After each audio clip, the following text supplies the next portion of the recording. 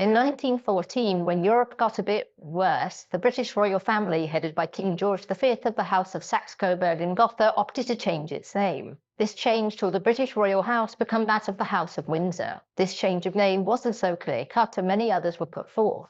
Which raises the question, why did the British royal family change its name? And why did it change its name to Windsor specifically? So, as many of you will know, after World War I kicked off, the British public weren't exactly in a pro-German mood. And as the war continued, this dislike of all things German grew. And given that the British royal family had been German since the Hanoverian dynasty took the throne in 1714, there were some in government that were worried that anti-German sentiment would soon become anti-monarchy sentiment, which was a fair concern since Britain's first sea lord, the Austrian Prince Louis of Battenberg, was forced to resign when the war kicked off. In 1917, after the Russian emperor was made unemployed, British Prime Minister David Lloyd George urged the king to do two things. 1. Renounce his German and Austrian titles, and 2. Change the family name to something more British. The king didn't want to do this because royal houses weren't something that you would traditionally rename on a whim. But he didn't want to get himself sarred, so he reluctantly agreed. King George personally wanted to take the name Stuart, to emphasize continuity with the last non-German royal house. Lloyd George said no because picking the name of a house that was overthrown, and also one whose descendants pressed their claim on the throne during times of war, was a bad look.